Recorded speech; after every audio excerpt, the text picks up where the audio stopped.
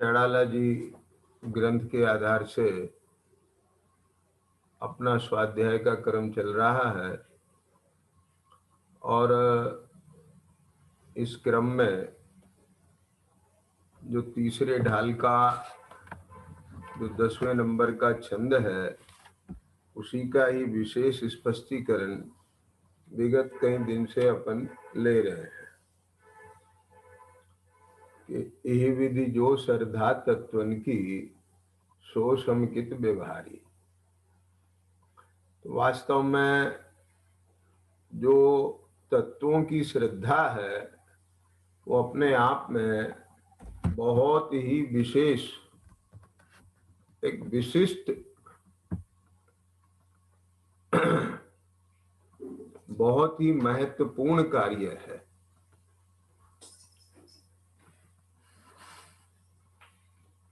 ये जीव ने अनादि काल में अनेक दफे अपने चारित्र गुण में बहुत ज्यादा उपशम भाव किया है ना, कषाय की मंदता की। इसने परिणाम भी बदले, भाव भी बदले, वेशभूषा भी बदली, खान पान भी बदले, समझ गए ना, दिनचर्या भी बदली, लेकिन नहीं बदला तो इसका अभिप्राय नहीं बदला।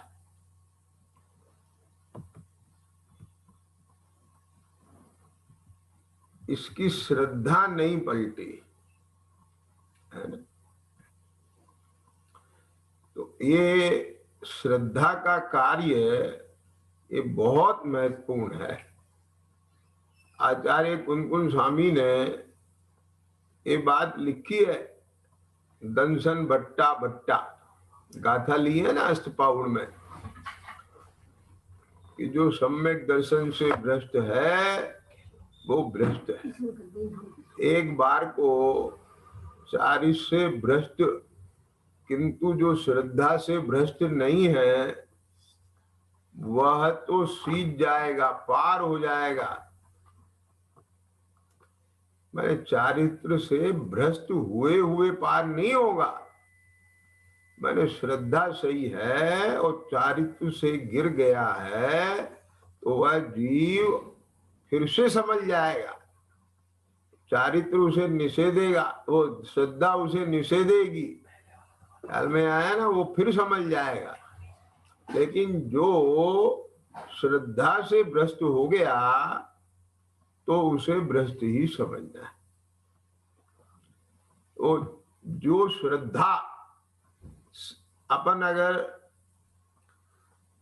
श्री रत्नकरण श्रावकाचार्य की शैली में कहें कि अकंप श्रद्धा, खड़क के जैसे तलवार के पानी का अकंप पना होता है, ऐसी अकंप श्रद्धा वो मोक्ष मार्ग में काम करती। भैया ख्याल में आ गया रे? तो अब ध्यान देना, देखो तो उस संदर्भ में अपन बहुत ज्यादा चारों तरफ से बात ले रहे हैं कि कहीं किसी प्रकार से अपने में कोई कमजोरी ना रह जाए। और बाकी आप भी विशेष इसमें और लेना, इतना ही नहीं है, मैंने जैसे अपन यहाँ ले रहे हैं तो इत्यादि प्रकार से और भी लेना। और कोई विशेष बात किसी के ख्याल में आए तो बताना। परस्पर तो साधर्मियों को एक तत्व चर्चा ही चाहिए, है ना। तो अब देखो, कल अपन बात कह रहे थे कि उपदेश की कितनी बड़ी महत्ता है ना? उपदेश की महत्ता से ही अपन फिर पहुंचे थे 7वें अधिकार पे, है? और फिर 7वें अधिकार से ही पहुंचे थे अपन, है ना, तीसरे अधिकार पे। ख्याल में आया? दूसरे अधिकार पे। तो कल जो अपनी चर्चा चल रही थी दूसरे अधिकार आखिर में जो चल रही थी ना तीसरे अधिकार पे, तो वो ये चल रही थी कि कदाचित सुदेव सुगुरु सुशास्त्र का भी निमित्त बन जाए तो वहां उनके निश्चय उपदेश का तो श्रद्धान नहीं करता, व्यवहार श्रद्धान से अतत्व श्रद्धानी ही रहता है। देखो, जिनागम में कहीं निश्चय की प्रधानता से कथन किया है और कहीं व्यवहार की प्रधानता से कथन किया है। अब बात समझ गए ना? तो वहां इसको एक ज्ञान में आना चाहिए कि व्यवहार का प्रतिपादक क्या है, विषय व्यवहार किसका प्रतिपादन कर रहा है, और इसके ज्ञान में आना चाहिए निश्चय किसका प्रतिपादन कर रहा है। आई बात ख्याल में कि नहीं आ गई? क्योंकि ऐसा नहीं है कि परद्रव्य का संयोग नहीं है। वो 14वीं गाथा का भावार्थ सदा ज्ञान में रहना चाहिए। पंडित जयचंद जी साहब कहते हैं ना कि आत्मा के कुछ धर्म स्वाभाविक हैं, है ना, कुछ धर्म पर के संयोग से होते हैं। मतलब जैसे राग आदि भाव आत्मा में ही होता है, चारित्र गुण का विकारी भाव है, लेकिन किसके निमित्त से होता है? वह कर्म के निमित्त से होता है। अब जो कर्म के निमित्त से हुआ राग भाव, उसको आत्मा कहना, आत्मा का कहना, ख्याल में आ गया ना? एक कथन शैली है, लेकिन इसका अर्थ ये नहीं है कि राग को आत्मा मान लिया जाए। बात पकड़ में आ गई ना?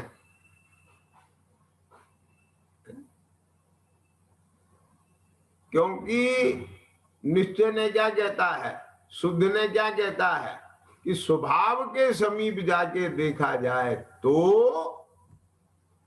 क्या कहा, यह आत्मा ज्ञान स्वरूप था, है और रहता है। वो राग स्वरूप नहीं होता, राग रूप परिणमित होता हुआ दिखने पर भी राग उसका स्वभाव नहीं बन जाता। ख्याल में आ गया?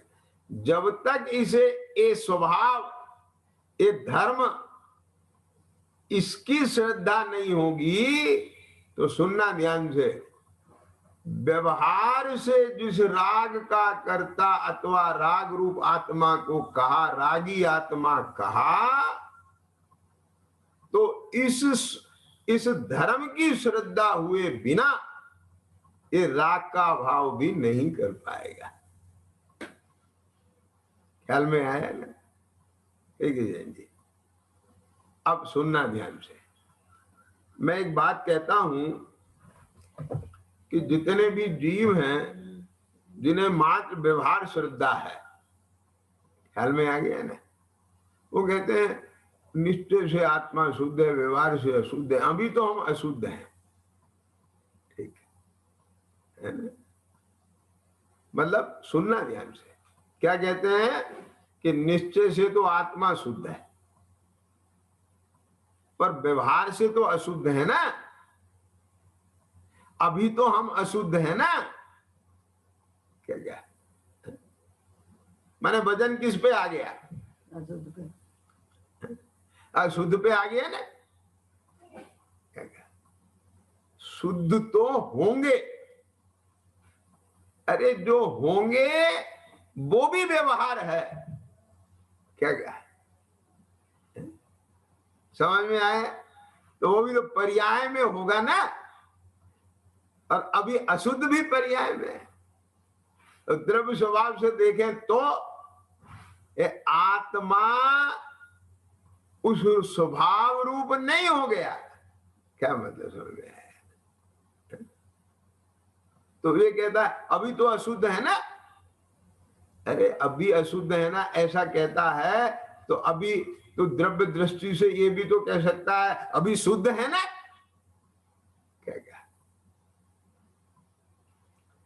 कहाँ है शुद्ध, कहाँ है शुद्ध, कि देख तो अभी इस देह को, देह के परिणाम को और इसके लक्ष्य से होने वाले अपने रागादि भाव को गौण करके, क्या जिस दर्शन ज्ञान स्वभाव में ये सब झलकता है, जनितता है, देखने जानने में आता है, उस स्वभाव के समीप जा, वो अभी है कि नहीं, वो उपयोग स्वभाव अभी है कि नहीं, क्या बोला,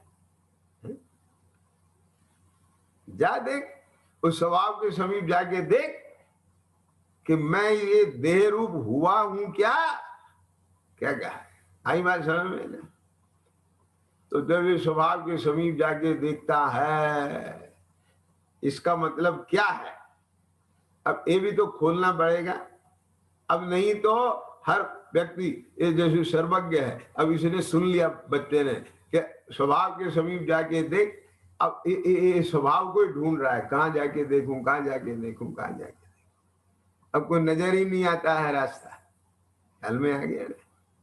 इसका अर्थ यह है कि तेरे पास साधन के रूप में एकमात्र उपयोग है, क्या क्या उपयोग के द्वारा काम कर सकता है आत्मा। उसके पास जैसे शरीर है ना, इस शरीर की ये 5 इंद्रियां हैं, ख्याल में आ गया, ये साधन है एक तरह से, लेकिन आत्मा के पास इंद्रियां नहीं है, ये आत्मा का उपयोग लक्षण है, क्या समझ में आया। ये इंद्रियां, द्रव्य इंद्रिय शरीर है, पौद्गल है, लेकिन ये जो आत्मा है ये अपने उपयोग गुण से इन इंद्रियों का आलम्बन लेकर के ये पुद्गल के स्पर्श रस गंध वर्ण गुण के परिणमन को देखता जानता है, लेकिन अपना जो यहाँ विषय है वो विषय रूपी पदार्थ नहीं है, क्या समझ में आया। अपने को तो अपने को देखना है, बात को पकड़ने की कोशिश करना, क्योंकि अपने आश्रय से धर्म होगा। ये कौन सा धर्म होगा, अब इसे धर्म के नाम पर वही मंदिर वाला धर्म नजर आने लग जाता है, क्या कहा, ये अपने आश्रय से धर्म होगा। ये कौन से वाला धर्म होगा कि दुख का अभाव और सुख की प्राप्ति, क्या कहा, आकुलता का अभाव और निराकुलता की प्राप्ति, विकल्पों का अभाव और निराकुलता की प्राप्ति, मोह राग द्वेष का अभाव और ज्ञाता दृष्टा भाव की प्राप्ति, वीतराग भाव की प्राप्ति। बात पकड़ में आ रही है कि नहीं आ रही है। मिथ्या दर्शन ज्ञान चारित का अभाव और सम्यक दर्शन ज्ञान चारित की प्राप्ति। अब बोलो ये धर्म होगा, ये ही धर्म है। अभी तो धर्म के नाम पर वो ही एक रूप ख्याल में आता है। आई बात समझ में कि नहीं आगे? अभी जैसे हमने कहा आत्मा के आश्रय से ही, अपने में ही, अपने द्वारा अपने को धर्म होता है। बोले ये कैसे होता है? धर्म करने के लिए तो ये चाहिए, ये चाहिए, ये चाहिए, ये चाहिए, ये चाहिए। आई समझ में कि नहीं आ गए? तो पहले ही जो धर्म की पिक्चर बना ली है, तो बस वो पिक्चर की प्राप्ति हो जाने को धर्म मान लेगा। पॉइंट समझ में आया ना धनपाल जी क्या कहा? जैसे उदाहरण देता हूं अभी,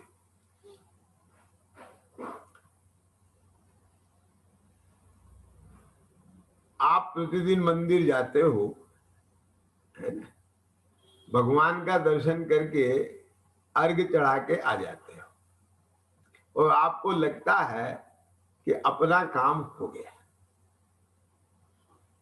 ख्याल में आ गया ना?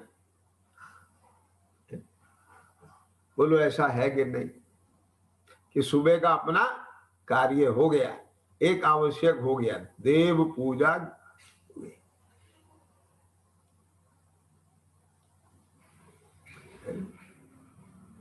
गुरु उपासती हो गई, सास पढ़ लिया, स्वाध्याय हो गई।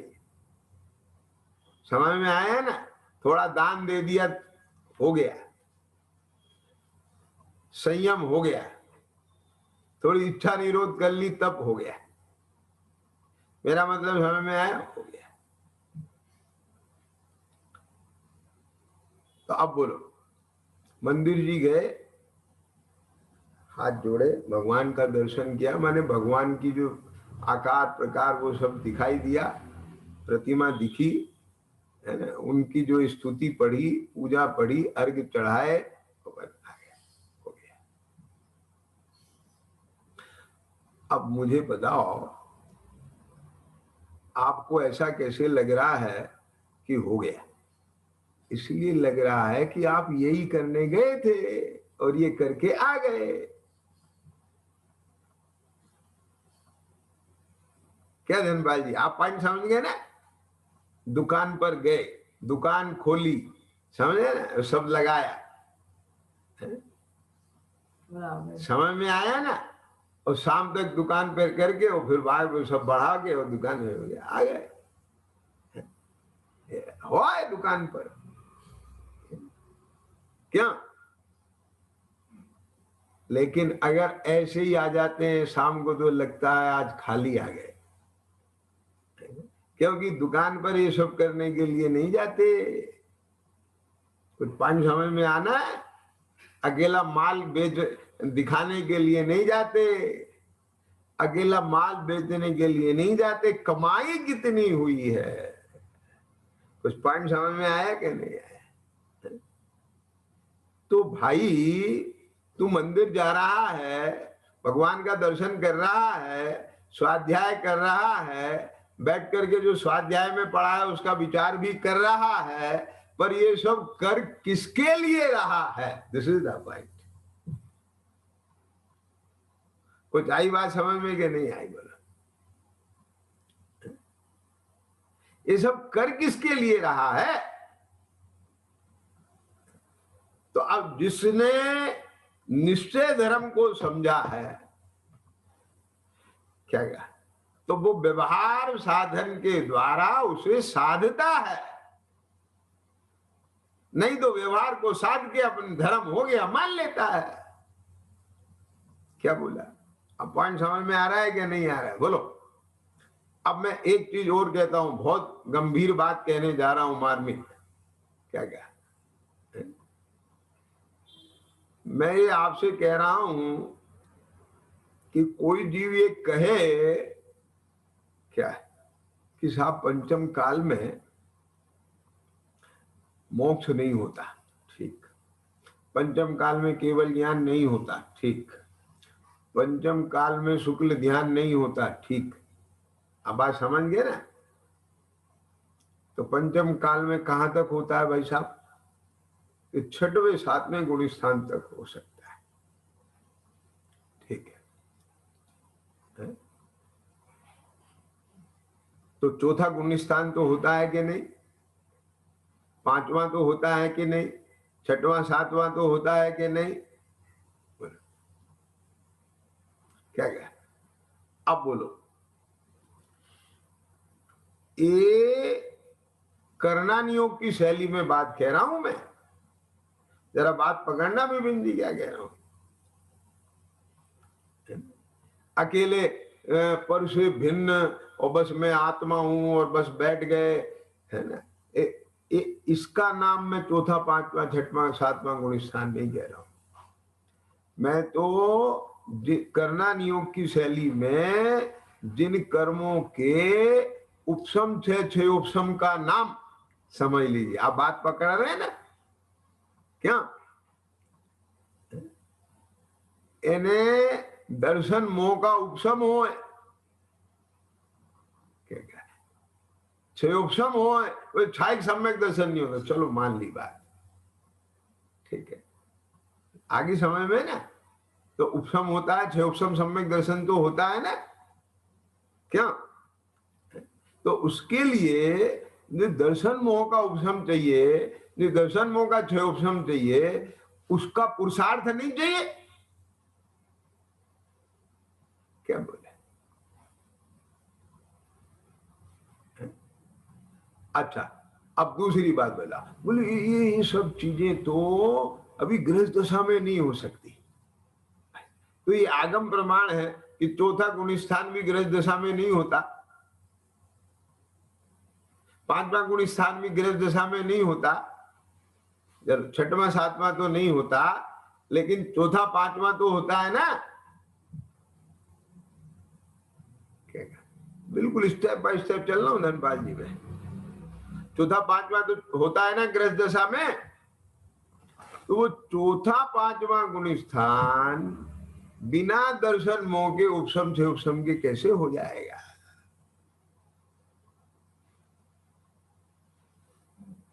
आ रही है बात ख्याल में कि नहीं आ रही है? ये अकेले व्यवहार सिद्धांत के बल पे नहीं होगा। ये अकेले बाहर में देवगुरु धर्म की प्रतीति हो गई जैसे व्यवहाराभासी की हो जाती है, अथवा उसने बाहर में अणुव्रतों का पालन कर लिया है, उसके बल पर समझ, वो देशवृत्ति हो सकता है। मेरी बात पकड़ना जरा, चढ़ना नियोग की शैली में, लेकिन करना नियोग की शैली में पंचम गुण स्थान तो नहीं होगा ना? बोलो क्या क्या? तो वो तो दर्शन मोह के उपशम से उपशम से होगा ना? चौथा गुण स्थान होगा तो उसके बाहर में देवगुरु धर्म की प्रतीति होना चाहिए, और पांचवा गुण स्थान होगा तो उसके बाहर में 12 व्रत होना चाहिए। मेरा मतलब समझ में आ गया? तब उसके साथ 12 व्रत जिसके हैं, अनुव्रत जिसके हैं, उसके जब दर्शन मोह का उपशम से उपशम होगा तब तो उसका गुण स्थान बढ़ेगा ना? क्या जब दो चौकड़ी कषाय टूटेगी, क्या क्या तब होगा ना? तो इतना काम अभी पंचम काल में गृहस्थी कर सकता है कि नहीं कर सकता? बोले नहीं नहीं नहीं, वो तो बहुत बिरले को होता है। ये अभी तो नए नए लोग लगे हैं, क्या समझ में आ गया ना? इनको तो अभी पहले इसका त्याग कराना, उसका त्याग कराना, इसका त्याग कराना, उसका त्याग कराना। अभी तो जरा इन्हें लगाओ, थोड़ा पैसा खर्च करवाओ इनका, इसमें लगाओ, उसमें लगाओ। अच्छा, तो ये नए नए लगे हैं, ये सम्यक दर्शन नहीं कर सकते। जो सप्त व्यसनी था, चोर था, क्या उसने तो सम्यक दर्शन प्राप्त कर लिया? ख्याल में आया कि नहीं आया? जो शेर था, मांस खा रहा था, उसने तो सम्यक दर्शन प्राप्त कर लिया। बोले वो तो उनकी काल लब्धि होनहार आ गई थी, क्या कहा, ऐसा हो गया। तो अपन सर्वज्ञ तो है नहीं कि इनकी नहीं आई है। क्या क्या आप बात समझ रहे कि नहीं समझ रहे? क्या कह रहा हूं के जैन जी, है ना? अपन तो सर्वज्ञ नहीं है कि इनकी नहीं आई है अभी, इन्हें तो बस कौवे का मांस छुड़वाओ। अरे अपने को ये मानना चाहिए कि मेरी आ गई है, मुझे देवगुरु धर्म मिले हैं तो, और सामने वाले के लिए भी हमें मानना चाहिए। अपने लिए भी मान के, सामने वाले के लिए भी मान के। तू तो सीधी बात बता, ख्याल में आया कि नहीं आया? क्या कहा? और फिर यदि वो ग्रहण नहीं कर पाता है तो something is better than nothing. लेकिन अपने लिए तो कम से कम अपने पूर्णता का लक्ष्य बनना ही चाहिए, और सामने वाले को भी बताना चाहिए, देख भाई ठीक है अभी तेरे से नहीं बन पा रहा है तो इतना कर, लेकिन करने लायक काम तो यही है। उसके ज्ञान में तो डाल देना। क्या कहा? उसे दिखा तो देना एक दफे। आप लोग अपने दुकान पे ग्राहकों को कैसे बटाते हैं? अरे कोई बात नहीं बहन जी, हैं आप मत लेना, एक बार देख तो लो, ये नई चीज आई है, कि देखने में थोड़ी कुछ जा रहा है। बोलो बेटा, कुछ समझ में आया कि नहीं आया? बोलो, वो हीरे का हार दिखा तो देते ही है ना, क्यों आशीष? बताओ। लेने आया है वो 10,000 रुपए का माल और दिखा रहे उसे 5 लाख का। तुम्हें नहीं मालूम है, एक दिन आकर के यही 5 लाख का खरीद के लेके जाएगा। वो उसे चैन से सोने नहीं देगा। उसे दिख गया ये क्या चीज है। आई बात समझ में कि नहीं आई? बोलो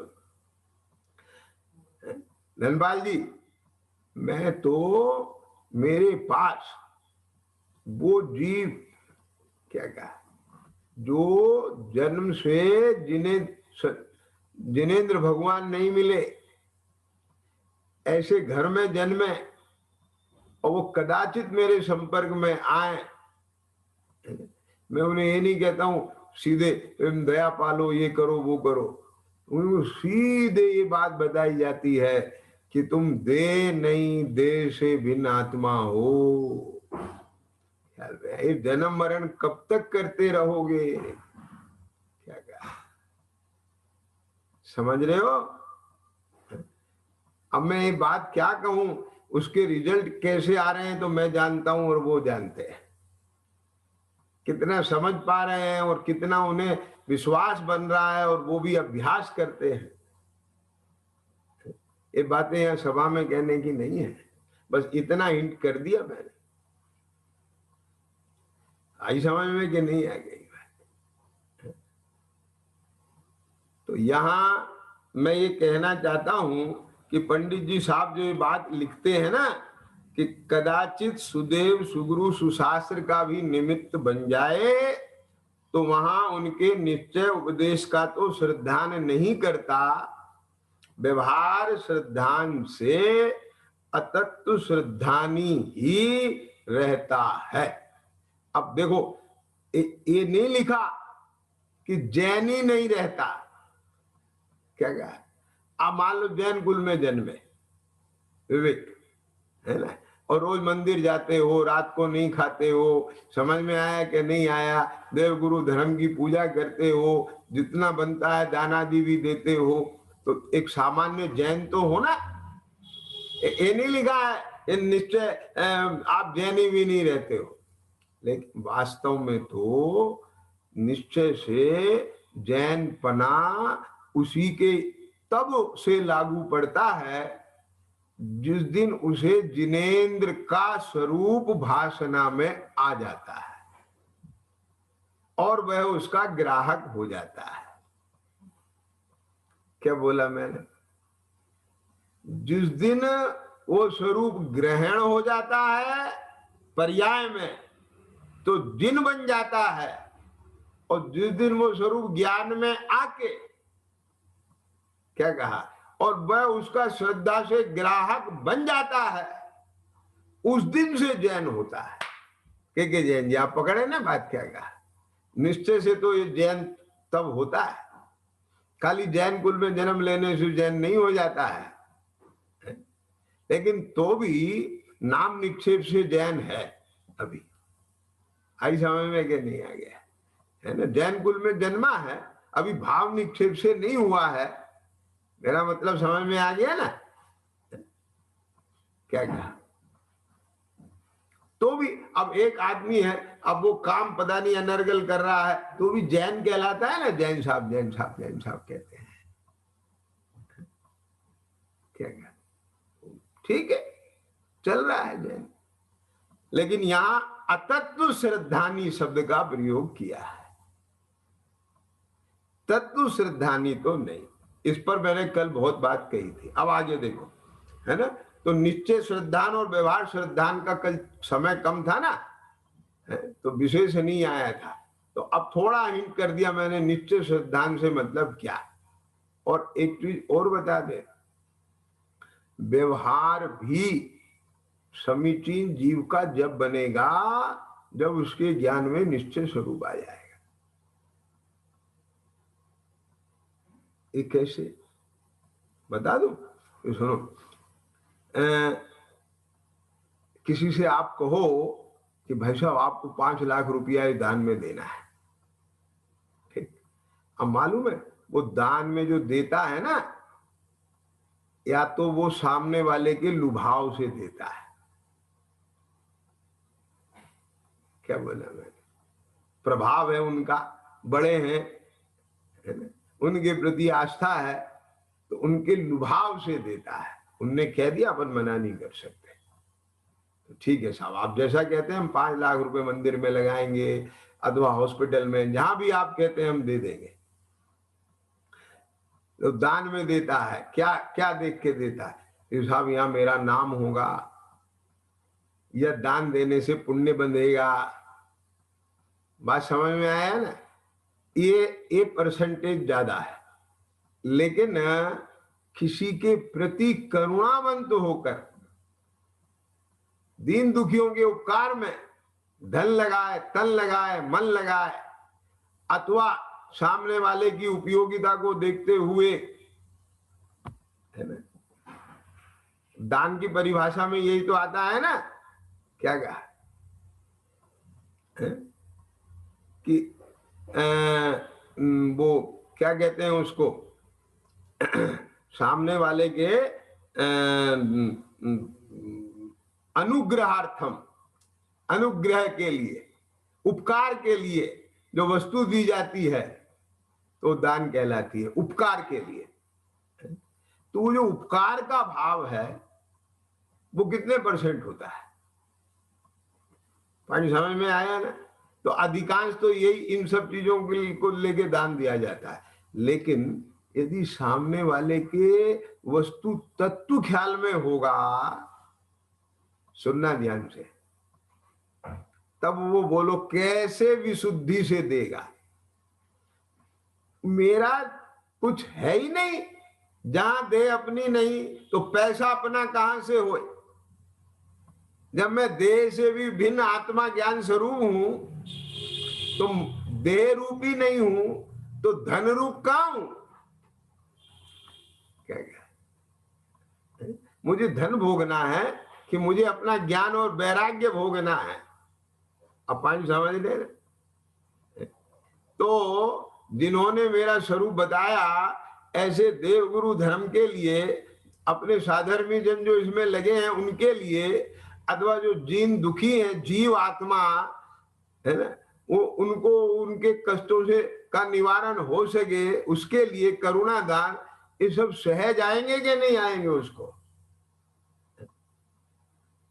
बिना प्रेशर के भावना से करेगा, तो व्यवहार भी उसका सहज और उत्तम होगा।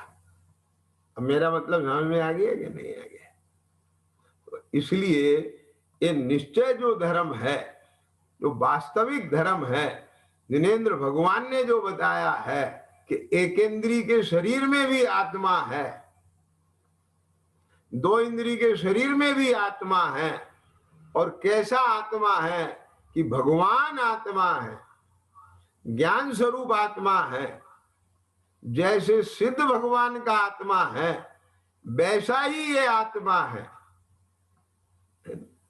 एक ज्ञान कराया जाए, उसकी दृष्टि कराई जाए, उसकी श्रद्धा कराई जाए।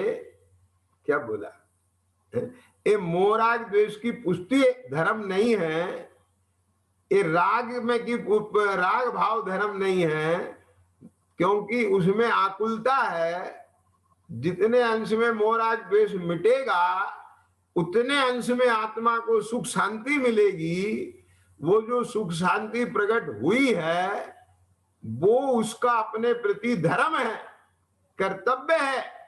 ख्याल में आया कि नहीं है? जो दुनिया के लोग कहते हैं ना कि अपने कर्तव्य का पालन करना ही सच्चा धर्म है, कहते हैं कि नहीं कहते हैं? कि पिता का धर्म क्या है कि वो अपना कर्तव्य का पालन करे। क्या कर्तव्य? कि अपने बच्चों को अच्छे से पाले पोसे। ये ठीक है। पत्नी का क्या धर्म है कि पति की सेवा करे, पति की आज्ञा में चले। पति का क्या धर्म है? पत्नी का ख्याल रखे। बच्चों का क्या धर्म है? माता पिता की सेवा करे। ठीक बात है, मैं मना क्यों कर रहा हूं? तो जो जिसका स्वांग है वो उसे पूरा निभाना चाहिए। क्या कहा? इसकी मना नहीं है, लेकिन मना तो अभी इस बात की चल रही है कि तू अपने को स्वांग मत देख लेना। क्या बोला? अरे स्वांग करते हुए स्वांगी स्वांग रूप होते हुए भी स्वांग नहीं हो जाता। क्या कहा? राम कुमार राजा बने तो राम कुमार रहता है कि राजा? राम कुमार मंत्री बने तो राम कुमार मंत्री हो जाता है कि राम कुमार रहता है? समझ में आ गया कि नहीं आया? तो राम कुमार का ये कर्तव्य है क्या कि वो राजा के कपड़े पहने, अपने को राजा ही मान ले और बस स्वांग के अलग भी और सब पे अपना अधिकार देता है? ये उसका धर्म है क्या? ये राम कुमार का कर्तव्य है? बात को समझना जरा। मैं कर्तव्य को लेके ही धर्म को परिभाषित कर रहा हूं। यहाँ के जैन जी, आवाज आ रही है ना? हाँ, ये लोग, बहुत लोग कहते हैं क्या ये सब तुम लोग धर्म को पता नहीं क्या कहते हो। अरे असली धर्म तो आप जो भी हैं, जहां भी हैं, जैसे भी हैं, आप अपने दायित्वों को, कर्तव्यों को सही ढंग से निर्वाह करें, बस यही परम धर्म है। तो हम भी तो यही कह रहे हैं और कह क्या रहे हैं? क्या चिद्रू पकड़ में आया कि नहीं आया? अब मैं दूसरे एंगल से चर्चा कर रहा हूं। तो आपको सब एंगल ख्याल में होना चाहिए। आपको कॉन्सेप्ट क्लियर है तो आप वादी प्रतिवादी ये लक्षण दिए हैं ना रतनगढ़ साहब का जार में। क्या किसी से भी जो नहीं कटे हम उसे भी समझा देंगे, क्या दिक्कत है? क्या? तो बोले ठीक है भैया। मैं आपसे पूछता हूं कि ठीक ये जो जहां है कि आप कहाँ हैं भाई साहब? तो साहब हम बैंक में बैठे हैं मैनेजर बन के। तो ठीक, आप बैंक मैनेजर ही हैं, आप किसी के पिता नहीं है, आप किसी के पति नहीं है, आप किसी के बेटा नहीं है। क्यों धनबाद जी? आप किसी के बच्चे नहीं है, किसी के भाई नहीं है। तो ठीक है भाई साहब। तो आपका अकेला धर्म यही है कि वे सब धर्म है कि नहीं है? कि है। तो हमने कहा सुनो, उन सब धर्मों का निर्वाह भी आप इसीलिए कर सकते हो और इसीलिए कर पा रहे हो कि तुम्हारे में भी एक धर्म है। क्या कहा?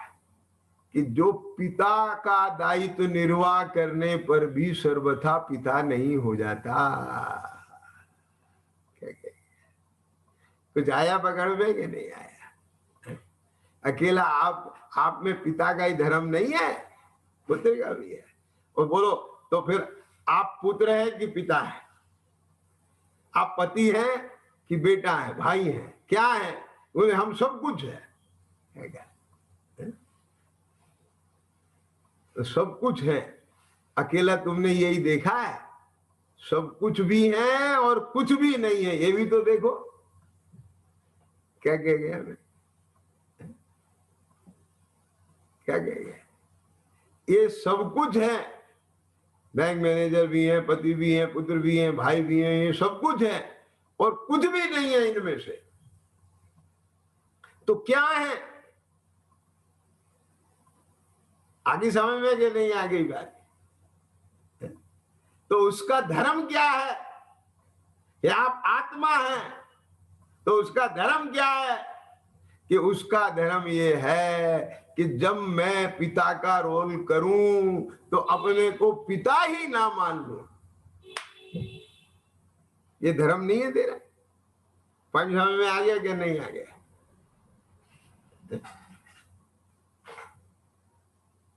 बोलो। यदि तुझे इस बात का श्रद्धा नहीं हो, दृष्टि नहीं हो, तो जिन धर्मों को तू कह रहा है उन धर्मों का भी पालन नहीं कर सकता। क्या बोला? और बता दूं मैं तुझे, है ना? वो जैसा पालन होना चाहिए, क्या कहा?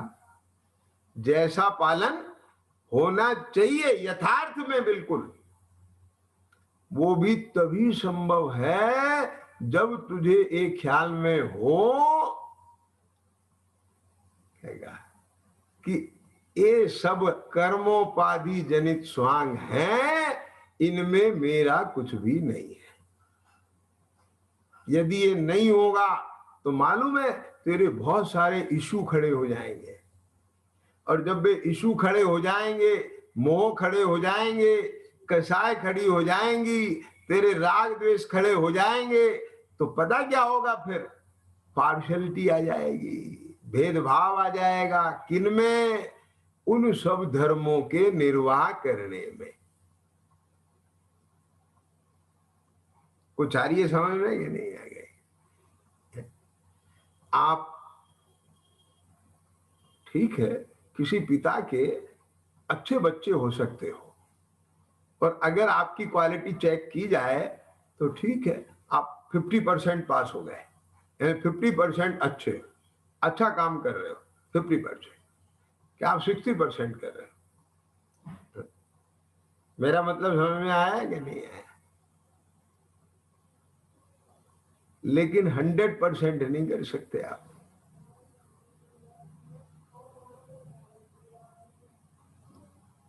और मैं आपसे पूछता हूं कि वो जो राम कुमार है, वो जब राजा बनता है तो 100% राजा बनता है कि नहीं बनता है?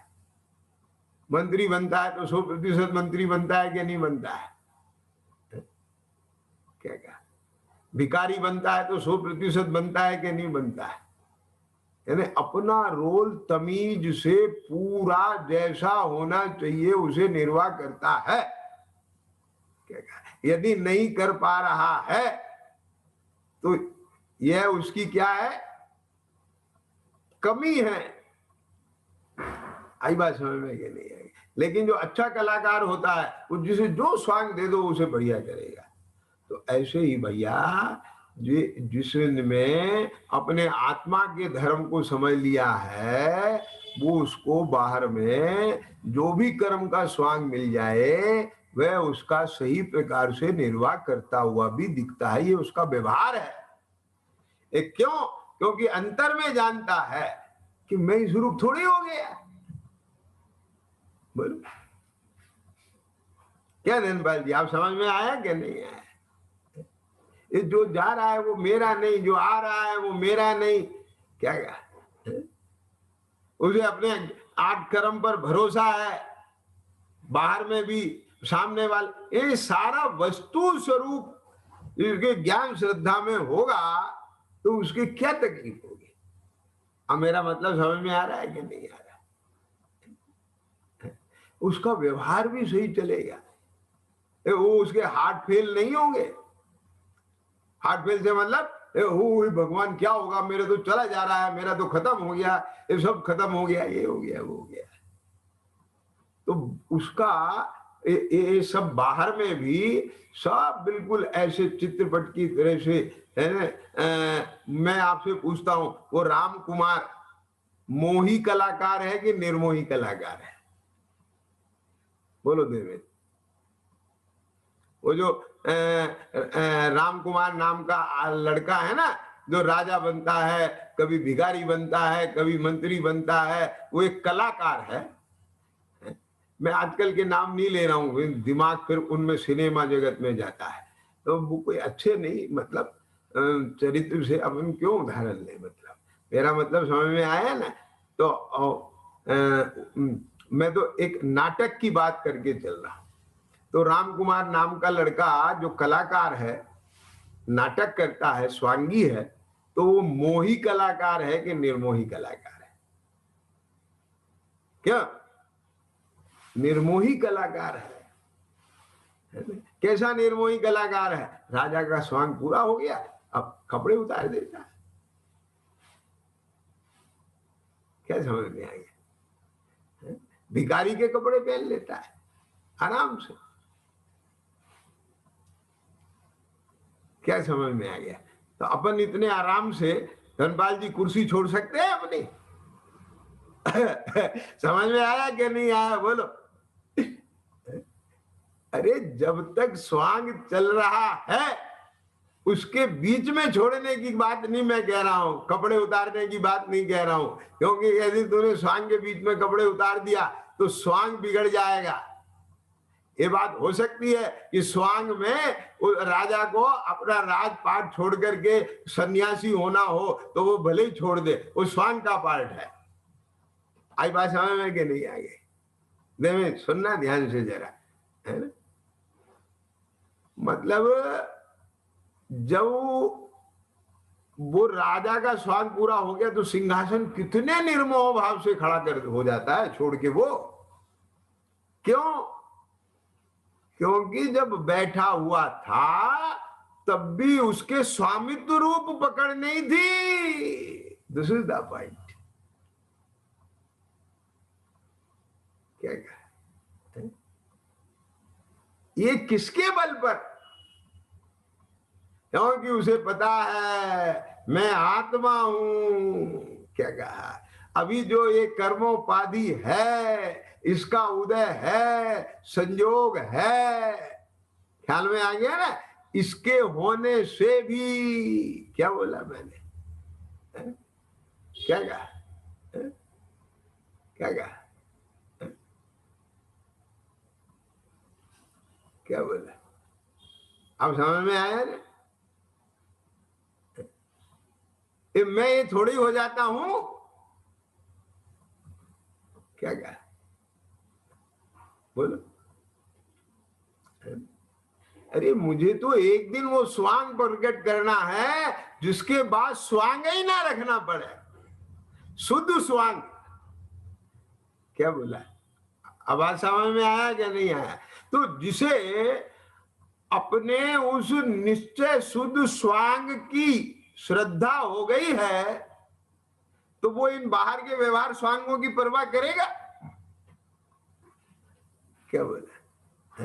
और यदि अभी उसे कहीं, सुनना ध्यान से, जैसा का तैसा प्रवर्तन करने में उसे अभी कोई कमजोरी आती है, किसको? राम कुमार को। मालूम है, उसके लिए अलग से प्रैक्टिस करता है। मैं अभी ठीक ढंग से भिखारी पन्ना नहीं ला पा रहा हूं। करता है कि नहीं करता, बोलो? क्यों जिद्रू?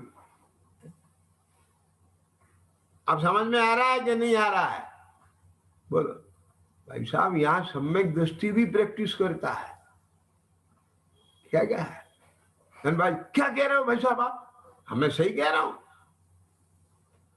अगर एक पिता अपने पुत्र और बच्चों के प्रति दायित्व का, कर्तव्य का सही निर्वाह नहीं कर रहा है, उसके परिणाम बिगड़ रहे हैं, उसका क्रोध कषाय आ रही है, उसका कहीं कोई मान कषाय आड़े आ रही है, और वो वहां कुछ भी गड़बड़ कर रहा है, तो वो एकांत में भगवान के सामने उसकी प्रायश्चित करता है, आलोचना करता है, ये मेरे परिणाम क्यों बिगड़े, मुझे सहज भाव से जो मेरा दायित्व था, रोल था, वो मुझे पूरा करना चाहिए था। इसका मतलब क्या है, ये अभी मेरा आत्मबल कमजोर है, वो क्रोध कषाय आकर के मेरे ज्ञान को दबा रही है। गुरुजनों के पास जाकर के, साहब मेरे आज परिणाम बिगड़े हैं, बोलो बेटा।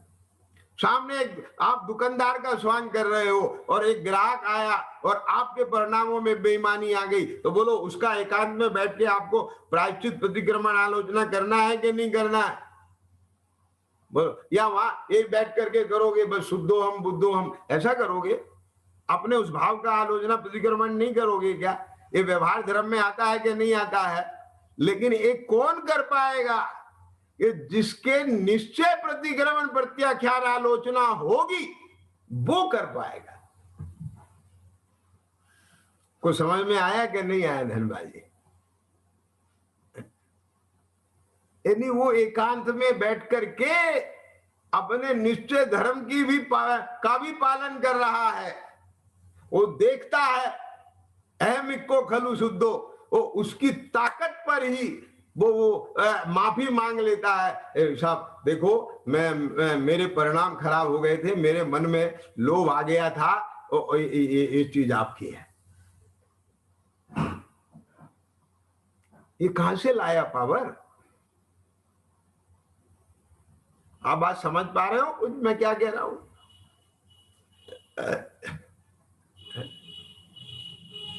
क्या क्या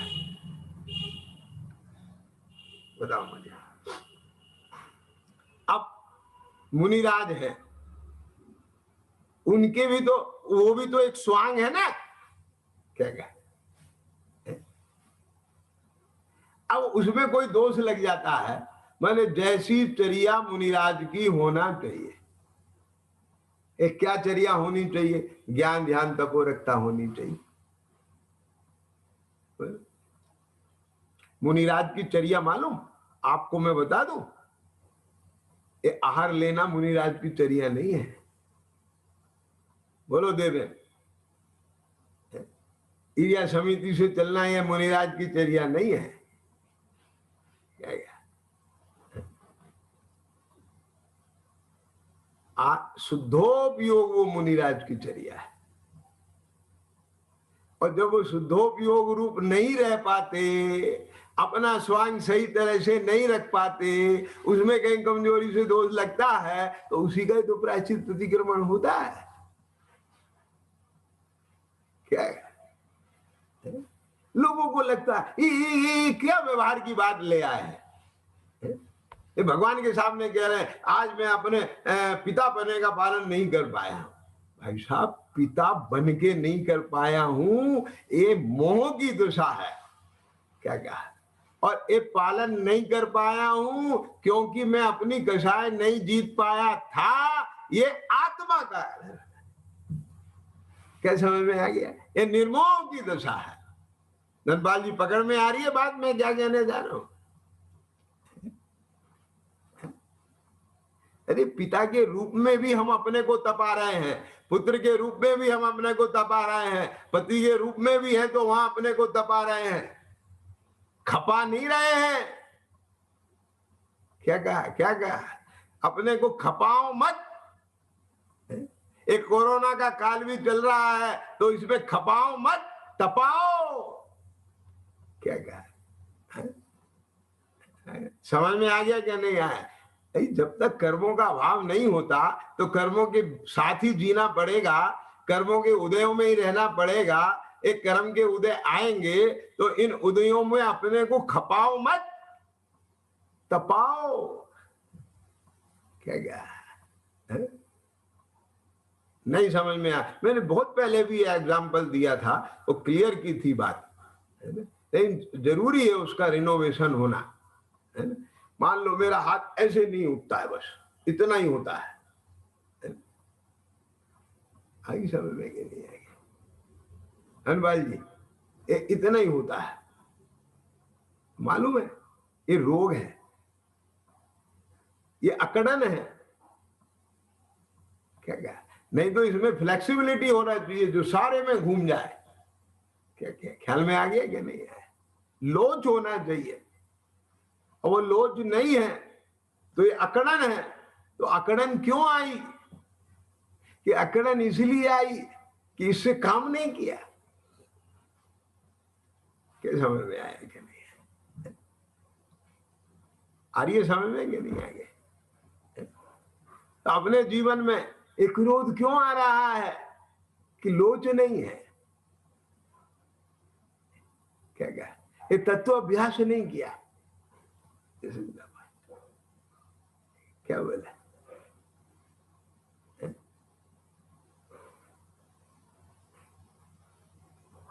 आ रहा है समझ में? बैठ रही है बात? ये अहंकार क्यों? दान देना अहंकार से होता है? बताओ, कहीं दान के स्वरूप के साथ अहंकार, लोभ, ये शर्तें जुड़ी हो तो बता दो। समझ में आ गया? और एक चीज और बता दूं मैं, कि एक पिता बिना क्रोध किए पिता का स्वांग नहीं कर सकता। क्यों? कि अपने पुत्र को डांटना पड़ेगा, उसको कंट्रोल करना पड़ेगा। भाई साहब, उसको जैसे कुम्हार उसे मिट्टी को पीटता है, क्या गुरु कुम्हार घट शिष्य है, गड़ गड़ काटे, क्या ऐसे है ना वो? तो बोलो, तो मैं आपसे पूछ रहा हूं, वो जो थाप मारता है, ऊपर से पीटता है, तो उसका नाम क्रोध है?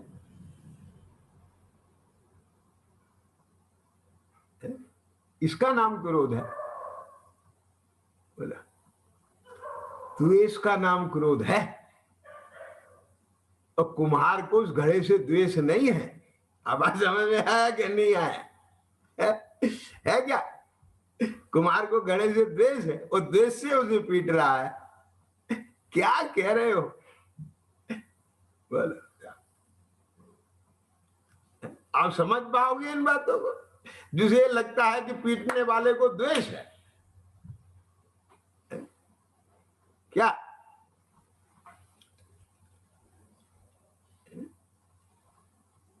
लेकिन सुनना ध्यान से, जब हम पिता का स्वांग करते हैं और सामने वाला पुत्र है ना, वो मेरे परिणमन के अनुकूल, मेरी मान्यता से, मेरी इच्छा के विरुद्ध करता है, क्या समझ में है?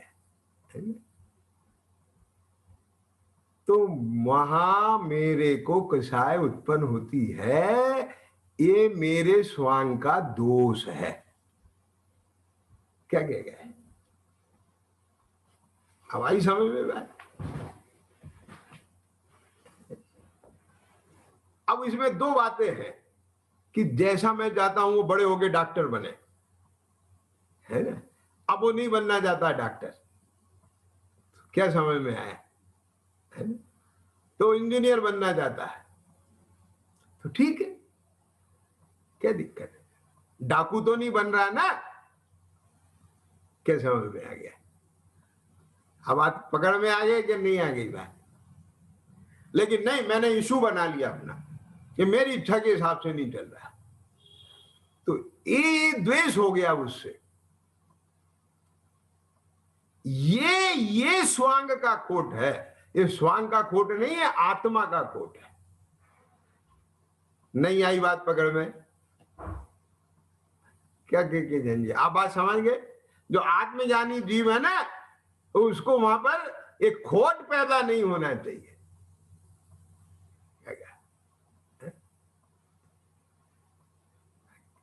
अनर्थ दंड का विरोध करेगा वो। मेरा मतलब समझ में आ गया? क्यों? क्योंकि वो उसके लिए भी अहित रूप है। अब आगे समझ में कि नहीं? और उसका जिसमें अहित है, और एक पिता अपने पुत्र को वो काम करने देवे, ये पिता का स्वांग कहां है? क्या ख्याल में आ गया क्या नहीं आ गया? बोलो क्या कहा?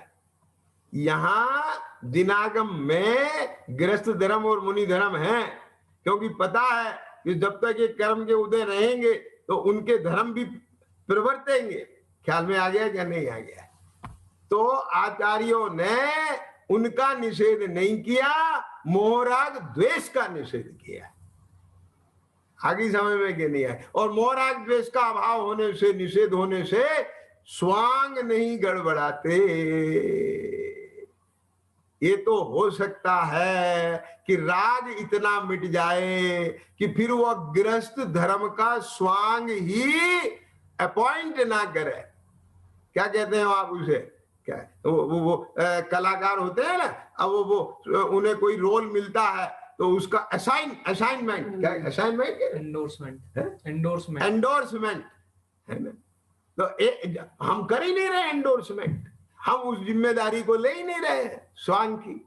अब मेरा मतलब समझ में आ गया कि नहीं आया? कि हमारा उस जाति का राग ही नहीं रह गया। क्या कहा? लेकिन राग है, अभी कर्म का उदय है, अब वो स्वांग कर रहा है और स्वांग का निर्वाह सही नहीं हो रहा है, तो इसका मतलब ये है कि वहां आत्मा का विकार कहीं कषाय काम कर रही है। तो हमको स्वांग नहीं मिटना, हमको कषाय मिटना है, हमको मोह मिटना है। आगे बात समझ में कि नहीं आ गई विपिन जी? क्या बोला मैंने? और दुख का कारण स्वांग नहीं है, दुख का कारण विकार है। क्या? तो ये सब चीजें कौन कर पाएगा? उस स्वांग यानी व्यवहार का भी पालन कौन कर पाएगा? जिसको निश्चय धर्म की श्रद्धा होगी। बिना निश्चय धर्म की श्रद्धा के सही मायने में ना तो गृहस्थ धर्म का पालन होगा, ना मुनि धर्म का पालन होगा, ना राष्ट्र धर्म का पालन होगा, ना समाज धर्म का पालन होगा। आगे ख्याल में कि नहीं आगे? तब बोलो ये तत्व ज्ञान कितना जरूरी है। आई समझ में कि नहीं है? तो अब इसने निश्चय उपदेश का तो श्रद्धा नहीं किया, व्यवहार श्रद्धांत से अतत्व श्रद्धारी ही बनाया। और विशेष चर्चा करें।